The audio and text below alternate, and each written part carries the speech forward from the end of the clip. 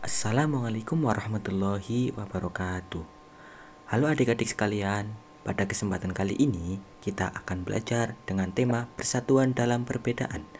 Subtema 1, yaitu rukun dalam perbedaan. Pembelajaran 1.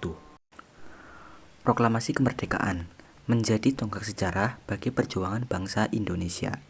Meskipun terdiri atas suku yang berbeda, rakyat Indonesia bersatu dalam memproklamirkan kemerdekaan negara Indonesia. Nah, pada setiap tanggal 17 Agustus, rakyat Indonesia selalu mendengar petugas upacara membacakan teks proklamasi. Sebagian rakyat juga bisa mendengarnya dari radio ataupun tempat lain. Teks proklamasi yang dibacakan memiliki sejarah bagi bangsa Indonesia. Teks tersebut adalah teks proklamasi kemerdekaan negara Indonesia. Coba adik-adik amati tulisan berikut ini. Apa yang adik-adik ketahui tentang teks tersebut? Ya, tulisan tersebut ialah teks proklamasi yang berbunyi, proklamasi, kami bangsa Indonesia dengan ini menyatakan kemerdekaan Indonesia. Hal-hal yang mengenai pemindahan kekuasaan dan lain-lain diselenggarakan dengan cara seksama dan dalam tempo yang sesingkat-singkatnya. Jakarta, hari ke-17, bulan 8, tahun 1945, atas nama bangsa Indonesia Soekarno-Hatta. Nah, coba adik-adik amati teks berikut ini. Proklamasi Kemerdekaan Indonesia. Proklamasi kemerdekaan yang dilakukan tanggal 17 Agustus 1945 menjadi peristiwa penting bagi bangsa Indonesia. Peristiwa tersebut menjadi tonggak sejarah di mana bangsa Indonesia berhak atas kemerdekaan dan wajib mempertahankannya. Diawali dengan dijatuhkannya bom atom oleh tentara Amerika Serikat pada tanggal 6 Agustus 1945 di kota Hiroshima dan pada tanggal 9 Agustus 1945 di kota Nagasaki. Jepang pun akhirnya menyerah kepada tentara sekutu. Peristiwa ini dijadikan kesempatan oleh bangsa Indonesia untuk segera membebaskan diri dari penjajahan bangsa Jepang. Teks proklamasi ini ditulis di rumah Laksamana Tadashi Maeda. Itu adalah foto dari Laksamana Tadashi Maeda. Dan itu adalah foto dari rumah Laksamana Tadashi Maeda yang tempatnya di Jalan Imam Bonjol nomor 1. Para penyusun teks proklamasi adalah Insinyur Soekarno, Dr. Andes Muhammad Hatta, dan Mr. Ahmad Subarjo. Konsep teks proklamasi ditulis oleh Insinyur Soekarno. Saat itu hadir pula PM Diah, Sayuti Melik, Soekarni, dan Sudiro. Soekarni mengusulkan agar yang menandatangani teks proklamasi itu adalah Insinyur Soekarno dan Dr. Andes Muhammad Hatta atas nama bangsa Indonesia. Teks proklamasi diketik oleh Sayuti Melik. Pagi harinya, 17 Agustus 1945, di kediaman Soekarno, Jalan Pegangsaan Timur nomor 56, telah hadir antara lain Suwiryo, Wilopo, Gofar Pringgodikdo, Tobroni, dan Trimurti. Acara dimulai pada pukul 10 waktu Indonesia Barat dengan pembacaan proklamasi oleh Soekarno dan disambung pidato singkat tanpa teks. Kemudian bendera merah putih yang telah dijahit oleh Ibu Fatmawati dikibarkan.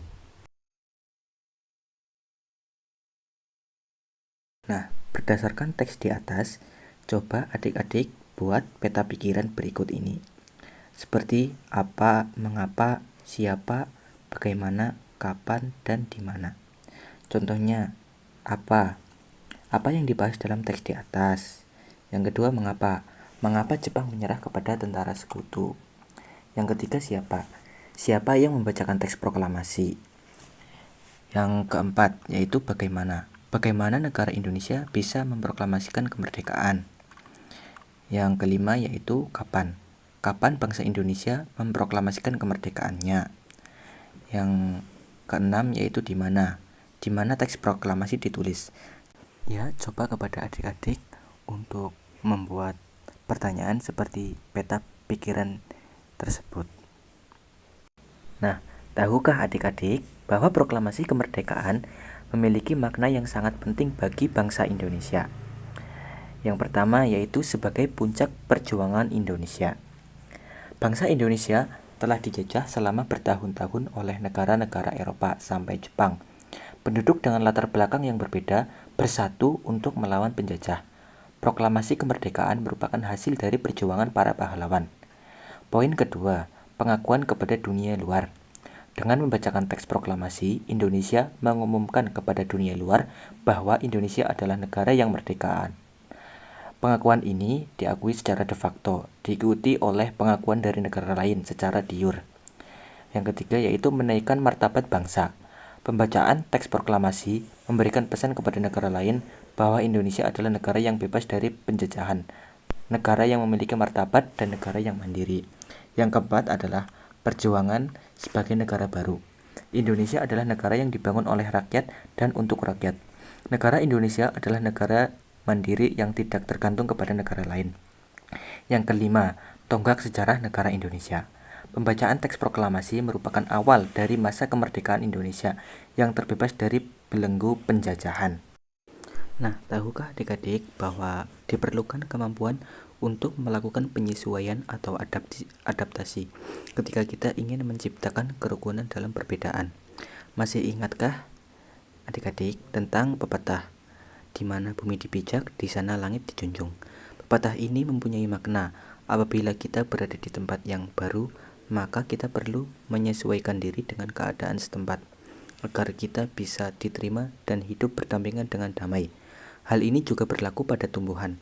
Agar keberlangsungan hidupnya terjamin, maka tumbuhan harus mampu melakukan adaptasi sesuai kondisi lingkungannya. Nah, contoh dari tumbuhan yang beradaptasi yaitu bunga teratai. Tahukah adik-adik sekalian tentang bunga teratai? Ya, tanaman ini tumbuh di air. Agar dapat menyesuaikan diri, tanaman ini memiliki akar di bawah air. Tangkai daunnya tumbuh menjalar, sehingga daun teratai dapat mengapung di air. Daun teratai bundar dan lebar. Fungsinya adalah agar daun dapat menyerap cahaya matahari sebanyak-banyaknya. Hal ini akan berdampak saat penguapan air dan berfotosintesis. Daun teratai memiliki larutan yang bermanfaat sebagai pembersih daun. Teratai memiliki batang dengan rongga di dalamnya. Rongga ini berfungsi untuk membawa oksigen ke batang dan akar. Meskipun akar berada di dalam air, akar masih tetap dapat bernafas. Nah, dari bacaan di atas tentang bunga teratai, coba adik-adik membuat peta pikiran. Apa, mengapa, siapa, bagaimana, kapan, dan di mana. Ya, sekian dari saya. Mohon maaf bila banyak kesalahan. Terima kasih. Wassalamualaikum warahmatullahi wabarakatuh.